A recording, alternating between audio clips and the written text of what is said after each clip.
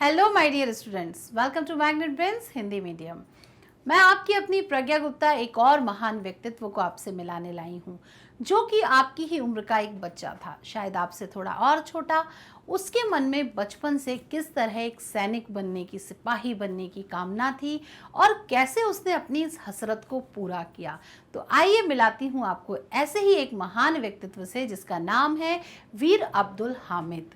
ठीक है, तो यहाँ पर हम इनके बारे में पढ़ेंगे, जानेंगे कि वीर अब्दुल हामिद जो थे, इन्होंने कैसे अपनी जीवन यात्रा शुरू की, क्या ऐसा कुछ किया उन्होंने कि आज महान व्यक्तित्व की इस पुस्तक में उन्हें स्थान मिला हुआ है। तो चलिए शुरू करते हैं। मेरे वतन में हिंदू, मुस्लिम और सिख, ईसाई अलग अलग कितने हैं यह तो मैं नहीं जानता, पर यह जरूर जानता हूँ कि मेरे देश में 80 करोड़ हिंदुस्तानी बसते हैं और आज मैं उन्हीं हिंदुस्तानियों में से किसी एक की कहानी आपको सुनाना चाहता हूँ। उसका नाम अब्दुल हमीद था।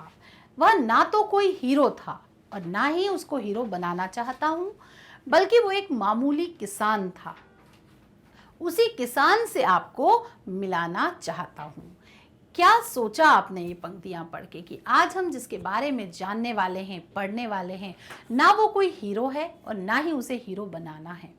वो एक सामान्य सा व्यक्ति था जो कि एक किसान के परिवार से संबंध रखता था, शायद स्वयं भी एक किसान था, लेकिन उस किसान की एक बहुत महान वीर सैनिक बनने की जो कहानी है वो यहाँ पर आपको सुनाई जाने वाली है। तो खुद को कर लीजिए तैयार इस छोटे और प्रेरक व्यक्तित्व से प्रभावित होने की।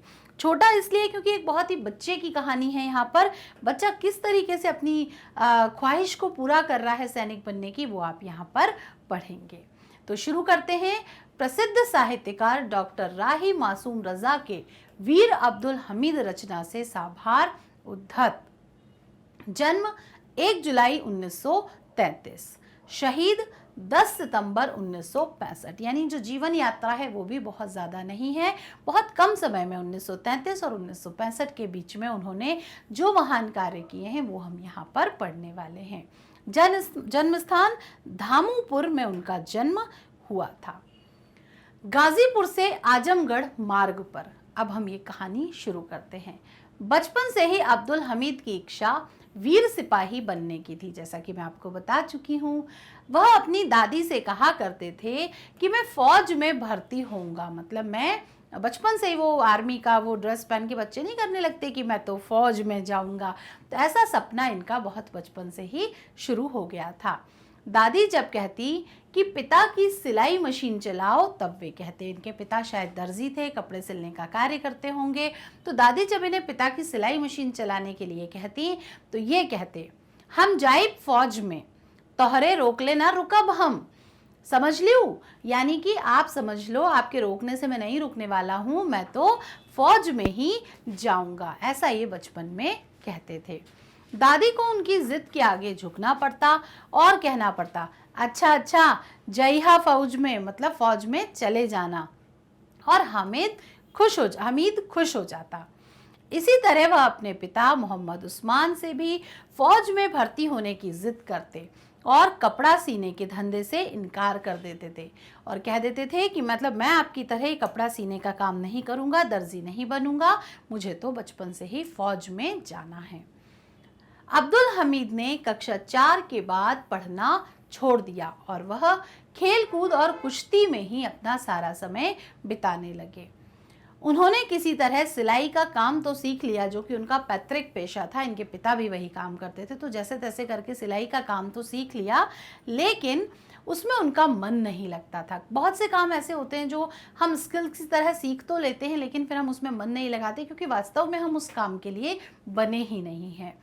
उन्हें पहलवानी विरासत में मिली थी, यानी जो इनके पिता, नाना ये सब थे, ये बहुत माने हुए पहलवान थे, तो पहलवानी जो थी वो इनको विरासत में मिली थी, मतलब बाय बर्थ इनके ब्लड में वो चीज़ शामिल थी। उनके पिता और नाना दोनों ही पहलवान थे। वह सुबह जल्दी ही अखाड़े पर पहुंच जाते और दंड बैठक करते। दंड बैठक जो पुशअप्स की तरह होता है ना, वैसा वहाँ किया करते। अखाड़े की मिट्टी को बदन में मलते और कुश्ती का दाव सीखते। अखाड़े की मिट्टी को बहुत पवित्र माना जाता है, उसे अपने शरीर पे लगाते और जो दाव होते हैं, जो आर्ट होता था कुश्ती का, उसको सीखते थे। शाम को लकड़ी का खेल खेलते और रात में नींद में फौज और जंग के सपने देखा करते। तो जो सपना था इनका, वो वास्तविक जो सपना था, वो रात में जब इन्हें नींद आती उस समय इनके ख्वाबों में ही चलता रहता था। वह स्वप्न देखते कि उनकी आंखों में 12 बोर की दुनाली बंदूक है और ये उसको चला रहे हैं। स्वप्न में ही वह दुश्मनों को भून डालते और जब घर लौटते तो धामुपुर के लोग ढोल ताशे के साथ उनका स्वागत करते। अपने इसी सपने को पूरा करने के लिए हमीद 12 सितंबर 1954 को फौज में भर्ती हो गए। ठीक है, अब यहाँ से उनकी फौजी यात्रा शुरू होती है। पहली ही परेड में, जब पहली बार ग्राउंड में ये परेड कर रहे थे, तो हवलदार ने इनसे पूछा, जवान क्या तुमने परेड सीखी है? क्योंकि ये अच्छा कर रहे थे, पहली बार में ये अच्छा कर रहे थे, इसलिए हवलदार ने इनसे ये सवाल किया था। नहीं, जवान ने उत्तर दिया। फिर तुम्हारे पैर ठीक क्यों पड़ते हैं? सवाल हुआ। हम लकड़ी का खेल सीखते हैं, जवान ने जवाब दिया। यानी ये तो अपने खेलकूद में भी वही चीजें करते थे, तो उसका प्रभाव आज यहाँ पर पड़ा कि इनके जो पैर थे वो परेड करने में एक साथ 1-2 कर रहे थे। परेड करवाने वाले हवलदार ने बाजी मात हो गई। उस्ताद परेड के मैदान से निकलकर शागिर्द बन गया। वह वहां से परेड के मैदान से जब बाहर निकला तो उनका शागिर्द यानी शिष्य बन गया और शागिर्द उस्ताद बन गया। वे अपने साथियों को भी लकड़ी का खेल सिखाया करते। निशाना लगाने में तो वे सिद्ध हस्त थे। देखो, फौजियों को ये सब चीजें तो बननी चाहिए, जब दुश्मन को मार गिराना है तो निशाना तो सही लगना चाहिए, लेकिन ये बाय डिफॉल्ट इन सब चीजों में शुरू से ही अच्छे थे। वह उड़ती चिड़िया को भी आसानी से मार गिराते। उनके साथ ही उनकी फुर्ती, बहादुरी और सधे हुए निशाने की प्रशंसा किया करते थे। संयोग से अब्दुल हमीद को अपना रण कौशल दिखाने का अवसर जल्दी ही मिल गया। देखिए, सेना में सिर्फ ये चीज़ें आना ही मायने नहीं रखता। हर सैनिक का एक बहुत वो होता है कि मैं किस प्रकार अपना रण कौशल दिखा सकूं, अपनी मातृभूमि के लिए अपना योगदान दे सकूं। 1962 में हमारे देश पर चीन का हमला हुआ। हमारे जवानों का एक जत्था मतलब एक ग्रुप चीनी फौज के घेरे में था। उनमें हमीद भी थे। लोगों को यह नहीं मालूम था कि वह सांवला सलोना जवान वीर ही नहीं बल्कि परम वीर है। यह उनकी पहली परीक्षा थी। वह मौत और शिकस्त के मुकाबले पर डटे हुए थे। उनके साथी एक एक करके कम होते जा रहे थे, क्योंकि हमने पढ़ा ना कि वो चीनी फौज के घेरे में थे। चीनी फौज ने उनको चारों तरफ से घेर रखा था। उनके शरीर से खून के फव्वारे छूट रहे थे, परंतु उनके मन में कोई कमजोरी नहीं थी। वे तनिक भी विचलित नहीं हुए, क्योंकि बस मन में क्या जोश जुनून था कि मैं अपनी भारत माता के लिए लड़ रहा हूँ। उस समय वे देश के अतिरिक्त अन्य किसी का ध्यान नहीं कर रहे थे। वास्तव में तो वे सैनिक थे, असली हिंदुस्तानी सैनिक।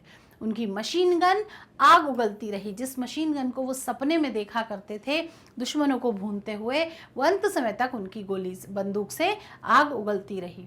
धीरे धीरे उनके गोले समाप्त हो गए। अब हमीद क्या करते?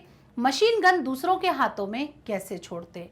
और उन्होंने मशीन गन को तोड़ डाला और फिर बर्फ की पहाड़ियों में रेंग कर निकल गए। अपनी कोहनियों की दम पे, आपने देखा होगा ना कैसे चलते हैं वो लोग, और उससे निकल गए। वे कंकरीली पथरीली जमीन पर जंगल और झाड़ियों के बीच भूखे प्यासे चलते रहे और एक दिन फिर उन्हें एक बस्ती यानी कि एक गांव नजर आया। चलते चलते जब अपनी जान बचाने के लिए वो चल रहे थे, थोड़ी देर के लिए उन्हें राहत महसूस हुई, किंतु बस्ती में जाते ही वे बेहोश हो गए। इस मोर्चे की बहादुरी ने जवान अब्दुल हमीद को लांस नायक अब्दुल हमीद बना दिया। यानी अभी तक जो एक सामान्य बालक और सामान्य सिपाही वो थे अब्दुल हमीद, अब वो यहाँ पर अपनी इस वीरता प्रदर्शन के बाद लांस नायक बन गए थे। 12 मार्च 1962। इसके बाद 2-3 वर्षों में हमीद को नायक हवलदारी और कंपनी क्वार्टर मास्टरी भी हासिल हुई, यानी धीरे धीरे जो इनका पद था, पोस्ट था, वो बढ़ता ही जा रहा था। 1965 में जब पाकिस्तान ने देश पर हमला किया तो अब्दुल का खून खौल उठा। भारतीय सैनिक जान हथेली पर लेकर रणभूमि की ओर उमड़ पड़े, यानी अपनी जान हथेली में लेकर कि अब जिए या मरे, अपनी भारत माँ की रक्षा तो करनी ही है। साथ ही साथ यह भी सिद्ध कर दिया कि वे देश सबसे पहले है, मातृभूमि अपनी सबसे पहले है, जान हमारी बाद में, सबसे पहले मातृभूमि है। 10 सितंबर 1965 में कसूर क्षेत्र में घमासान युद्ध छिड़ गया। पाकिस्तान को अपनी मंगनी के पैटर्न टैंकों पर बहुत नाज था, मतलब पाकिस्तान के पास जो टैंक थे आधुनिक, उनको बड़ा नाज था उन पर कि हमें तो कोई हरा ही नहीं सकता, हमारे पास तो इतने आधुनिक टैंक हैं। इन फौलादी टैंकों के द्वारा सब कुछ रौंदते हुए भारतीय सीमा में घुस आने की उनकी योजना थी, परंतु उनका हौसला भारतीय सैनिकों के सामने पस्त पड़ गया। क्या हुआ होगा ऐसा? अपने साथियों को आगे बढ़ाने के लिए ललकारते हुए अब्दुल हमीद मोर्चे पर आगे बढ़े। उन्होंने देखा कि दुश्मन सिर से पैर तक लोहे का बना हुआ है, यानी वो टैंक जो थे वो लोहे के थे, जितनी आसानी से ना टूट सकते थे, ना मुड़ सकते थे, ना कुछ उनका बिगड़ सकता था। उनकी एंटी टैंक बंदूक ने अब आग उगलनी शुरू की। देखिए, इसे कहते हैं जो तुरंत मतलब नहले पे दहला मारना है, वो यहाँ पर आप देखिए कि वो ऐसे लोहे के टैंक लेकर चले आ रहे थे ना। अब हम ईंट का जवाब पत्थर से कैसे दे रहे हैं, वो लोहे के टैंक लेके चले आ रहे थे और हमारे पास क्या थी, एंटी टैंक बंदूक थी, यानी उसको भी मार गिराया, मतलब उन टैंक ने आग उगलनी शुरू कर दी। हामिद का निशाना तो वैसे भी अचूक था, जब वो उड़ती चिड़िया के को निशाना बना लेते थे तो ये टैंक वैंक कहाँ लगने वाले थे सामने। तो लोहे का दैत्य एक गिरा, दूसरा गिरा, तीसरा गिरा और आगे बढ़ो कहते हुए हामिद ने जोरदार नारा युद्ध भूमि में लगा दिया। क्षण भर में तीनों टैंक बर्बाद हो गए। पाकिस्तानी हमलावरों को मुंह की खानी पड़ी कि वो जिस टैंक के दम पर इतना युद्ध लड़ने के लिए बड़े सीना ठोक कर आए थे, अब मुंह की खानी पड़ी और युद्ध वहां पर थोड़ा सा कमजोर पड़ गया उनकी तरफ से। उस समय हमीद में ना जाने कौन सी अद्भुत शक्ति भर आई थी कि वह अपने प्राण हथेली पर लेकर आक्रमण करते ही जा रहे थे। एक को मारा, दूसरे को मारा, इस प्रकार पाकिस्तानी सेना को रौंदते ही चले जा रहे थे। इसी बीच कोई चीज उनके सीने से टकराई, उन्हें दर्द का एहसास नहीं हुआ। क्षण भर को ऐसा लगा लेकिन कि चारों तरफ सिर्फ अंधेरा ही अंधेरा छाता जा रहा है। फिर उन्होंने आगे बढ़ो कहना चाहा, मगर उनके ये शब्द उनके होठों से नहीं निकल पाए। इसलिए उन्होंने एक ऐसा शब्द कहा, अल्लाह, जिसको होठों पर, उसको बोलते समय होठों को हिलाने की भी ज़्यादा ज़रूरत महसूस नहीं हुई। यह शब्द इतना गूंजा कि रणभूमि की सारी आवाज़ें दब गईं, हर तरफ सन्नाटा छा गया, एक अनंत सन्नाटा। उन्होंने अपने बेटों और बेटी के लिए सौगात न भेजी, परंतु उन्होंने गाजीपुर को एक ऐसी बहुकीमती, बेशकीमती सौगात परमवीर चक्र के रूप में भेजी, जो उन्हें इस युद्ध के बाद मरणोपरांत दिया गया था। उनके शहीद होने के बाद परमवीर चक्र, जो सेना का सबसे सर्वोच्च पुरस्कार है, वो इनको दिया गया था। यह परमवीर चक्र हवलदार अब्दुल हमीद को ही नहीं मिला, बल्कि भारतीय सेना की इकाई और भारत की एकता को भी मिला था। खुशनसीब है वो माँ जिसने शान से मरने वाले और अपने देश के लिए कुर्बान होने वाले वीर अब्दुल हमीद को जन्म दिया था। ठीक है, इस प्रकार वीर अब्दुल हमीद की जो जीवन यात्रा है वो हमने जानी है। देश की आज़ादी पर मिटने वाला ये वीर आज हमारे बीच नहीं है, किंतु उसकी देशभक्ति और बलिदान के कारण आज वो अमर है। वो मरा नहीं है, वो अमर हो गया है।